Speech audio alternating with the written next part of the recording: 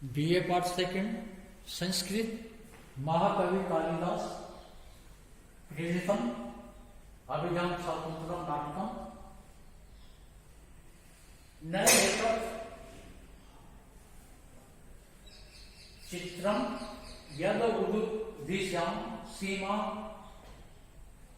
दरिद्र एक कृष्णा परिघ प्रांशु बाबू गुणंती आसंस्ते सूर्ययुक्तियो बद्ध वेलाहे देते अस्ते अधिजे धनुषे विजय पौरुषते चेवचे। प्रस्तुत सरो महाकाव्य कालिदास विरचित अभिज्ञान शाकुंतलम नाटक के द्वितीय अंक से उद्धृत है।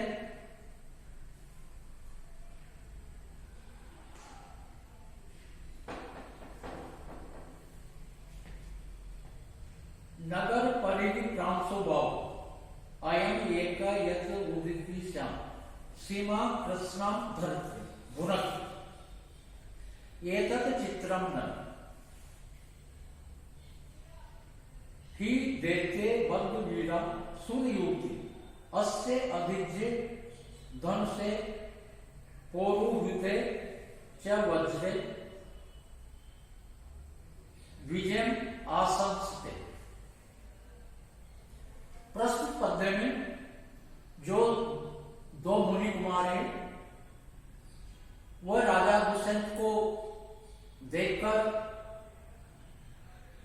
द्वितीय जो मुनि कुमार है वो कहता है क्या ये ही इंद्र का मित्र दुष्यंत है? तो दूसरा मुनि कुमार कहता है पहले वाला हाँ बोल क्या तेन ही क्योंकि नगर परेगी प्रांशो बाबू नगर द्वार की अर्गलाओं के समान विशाल भुजाओं वाला अयम एक यथ उदधि श्याम सीमा यह अकेला ही समुद्र की सीमा से श्याम वर्ण वाली संपूर्ण धरित्री गुणक का पूरी पृथ्वी पर शासन करता है। एतत् चित्रम ये कोई आश्चर्य की बात नहीं। द्वितीय मुनि कुमार राजा दुष्यंत को देखकर कह रहा है कि नगर द्वार की अर्गलाओं के समान विशाल भुजाओं वाला ये राजा समुद्र से श्याम वर्ण वाली इस संपूर्ण पृथ्वी का ये अकेला ही पालन करता है। इसमें कोई आश्चर्य की बात नहीं, क्योंकि देते बद्ध वेला सूर्य क्योंकि बांधा है वेल जिन्होंने ऐसी सूर्य युवतियां ही देते बद्ध वीरा सूर्य युवती कि बांधा है जिन्होंने वेल ऐसी सूर्य युवतियां अस्से अधिजय धनुष कि इसके प्रत्यक्षा चढ़े हुए धनुष पर पौरुहित्री के वज्रे विजय आसक्ति और इंद्र के वज्र पर विजय की आशा रखती है। प्रस्तुत पद्य में द्वितीय मुनि कुमार राजा दुष्यंत को देखकर उसके मन में विचार आता है और वो प्रथम मुनि कुमार से कहता है कि ये राजा दुष्यंत है, ये इसकी अर्घ नगर द्वार की अर्गलाओं के समान विशाल भुजाओं वाला यानी कि विशाल भुजाएं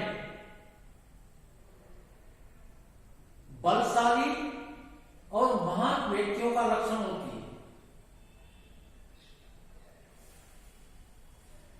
अयम एक श्याम सीमा कृष्णा धरती भुरक्ति कि यह अकेला है जो समुद्र की सीमा से श्याम वर्ण वाली इस संपूर्ण पृथ्वी का पालन करता है, रक्षा करता है, उपभोग करता है। इसमें कोई आश्चर्य की बात नहीं है, क्योंकि बांधा है बेड़ जिन्होंने ऐसी सुनी युवतियां, जो दैत्य और देवांगनाओं के साथ जो बेड़ है, तो देवांगनाएं होती है, सुनी युवतियां होती है, वह राजा दुष्यंत के प्रत्यंचा चढ़े हुए धनुष पर और इंद्र के वज्र पर विजय की आशा रखती है। प्रस्तुत पद्य में नगर द्वार की अर्गलाओं के समान विशाल भुजाओं वाला राजा है, और वह राजा अकेला ही संपूर्ण पृथ्वी का शासन एक ही स्थान पर बैठे रहते हुए भी करता है। इसमें कोई आश्चर्य की बात नहीं है। यहां तक कि जो देववीनाएं होती है, जिनका वेद दैत्यों से बंधा हुआ है, ऐसी देववीनाएं राजा दुष्यंत के प्रत्यंचा चढ़े हुए धनुष पर और इंद्र के वज्र पर विजय की आशा रखती है। प्रस्तुत पद्य में मंदा क्रांता छंद है। मंदा क्रांता छंद का लक्षण है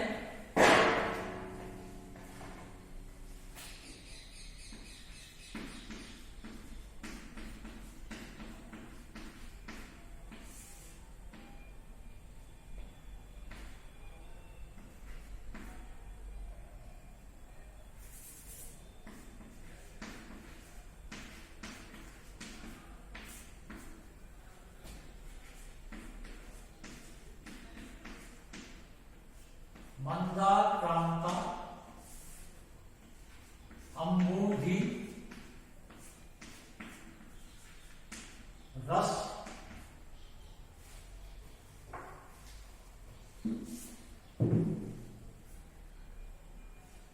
रस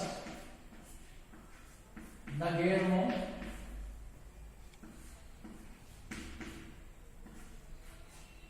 बनो तो ग युग्म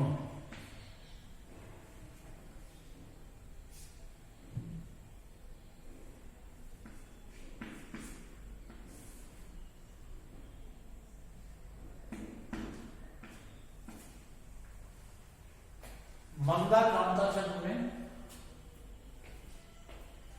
17 वर्ण होते हैं। प्रत्येक चरण में गणों का क्रम मगन, भगन, नगन, तगन, तगन और अंत में 2 गुरु वर्ण होते हैं। मंदा क्रांता छंद में 4, 6, 7 यदि होती है।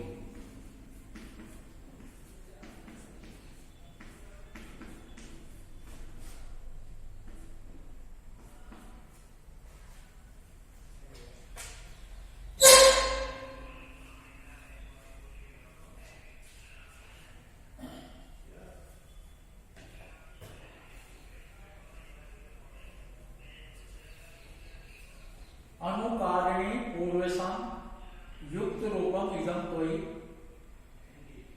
आपन अभय सत्रेषु दीक्षिता खलु पूर्व।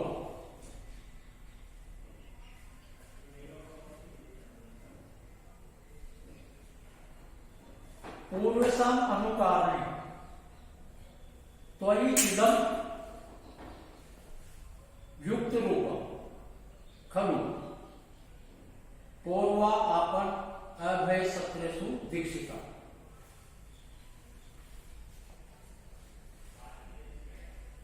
प्रस्तुत पद्य में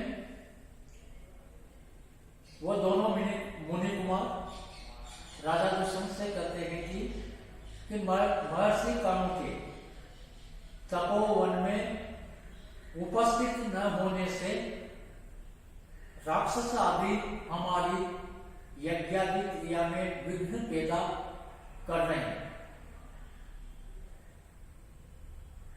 राजा दुष्यंत से वो मुनि कुमार निवेदन करते हैं कि कुछ रात्रि सारथी के साथ आप आश्रम में पधारें और यज्ञादि क्रिया में जो बाधा उत्पन्न हो रही है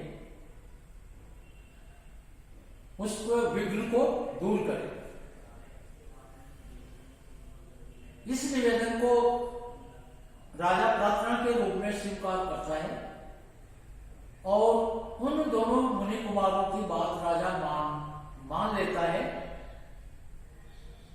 तो वो दोनों मुनि कुमार प्रसन्न होकर राजा से दुष्यंत से कह रहे हैं कि पूर्वसाम अनुकरणी त्वयि इदम युक्त रूपम, कि अपने पूर्वजों का, अपने वंशजों का अनुसरण करना आपके लिए ये उचित है। अपने पूर्वजों का अनुसरण करना आपके लिए उचित है। खनु पूर्वा आपन अभय सत्रेशु दीक्षिता, क्योंकि निश्चित रूप से जो पूर्ववंशी राजा है वह विपत्तिग्रस्त जनों को अब ये दान रूपी यज्ञ में व्रतनिष्ठ रहे।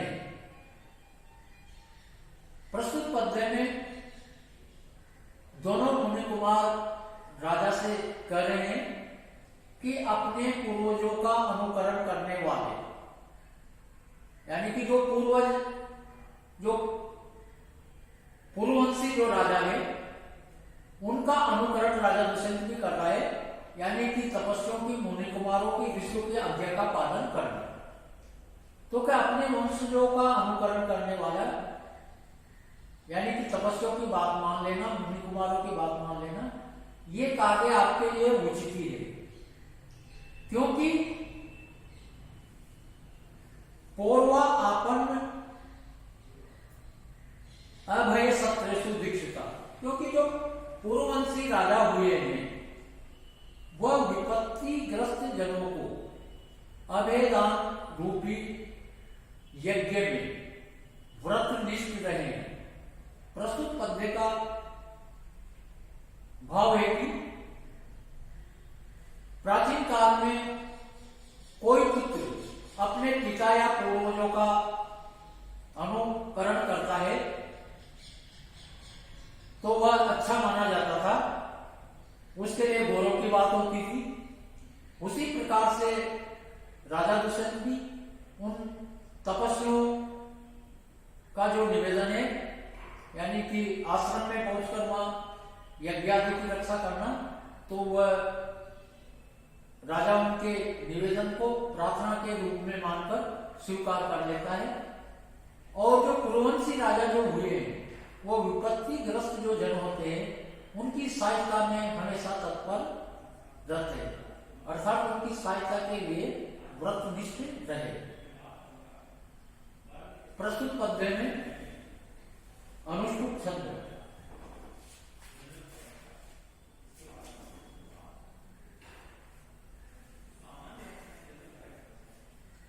कृत्यो भिन्न देशवात देवधी भवती में मन,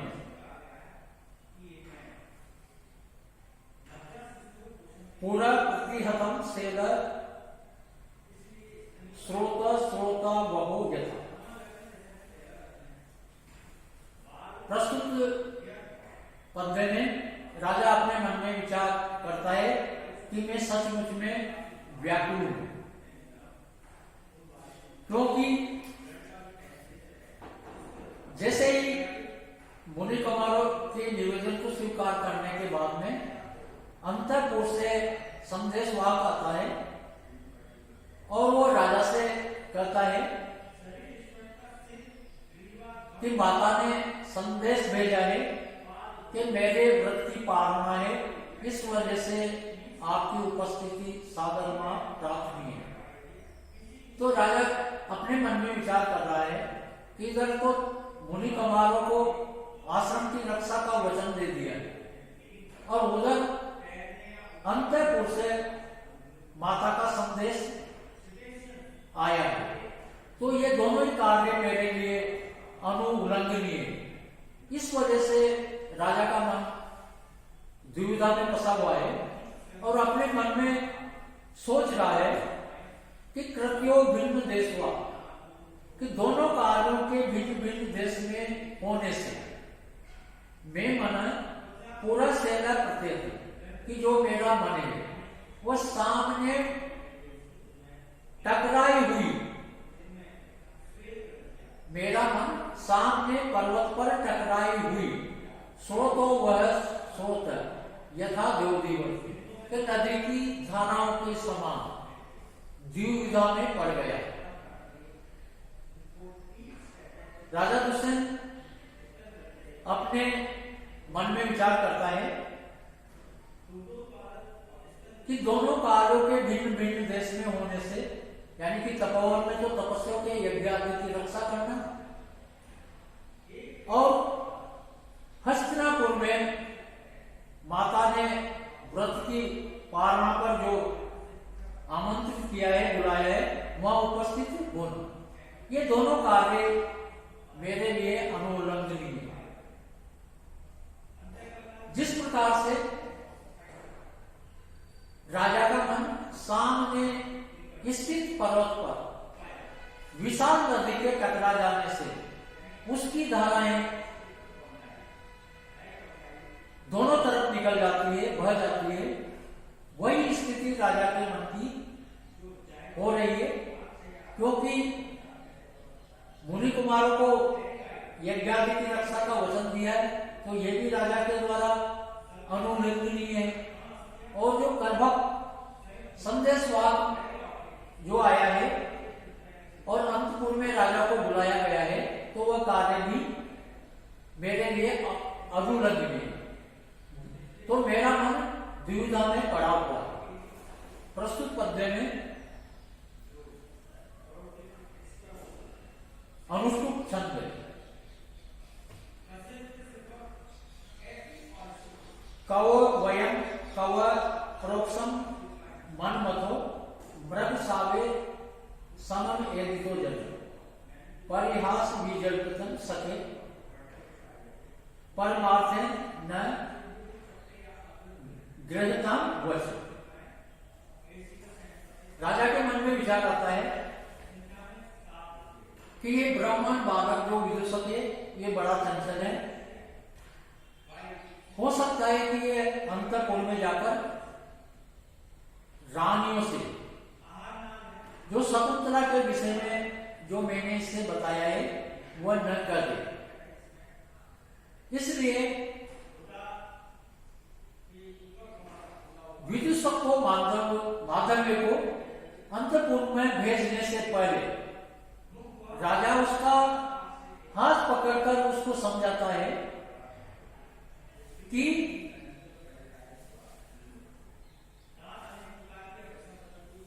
सखे वयम कोर के हे मित्र हम कम मृग सावे समम यदिको परोक्षम अनुमथा जन। और हिरणों के बच्चों के साथ बड़ी हुई काम भाव से सर्वथा अपरिचित जन, अर्थात यह शकुंतला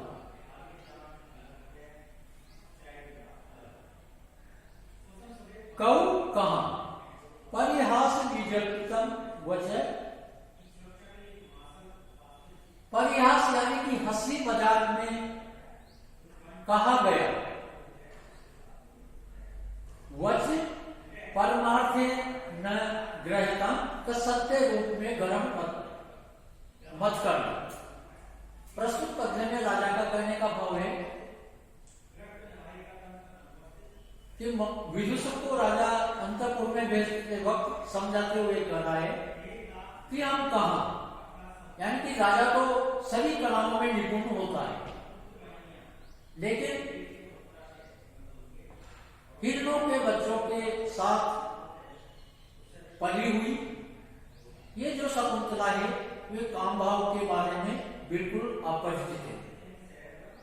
और का हम कहा, इस प्रकार से शकुंतला के बारे में मैंने जो कुछ कहा है उसको सत्य रूप में ग्रहण मत करना, अर्थात मैंने उस शकुंतला के विषय में हास परिहास नहीं जो चर्चा की। प्रस्तुत पद्य में सुंदरी छंद है।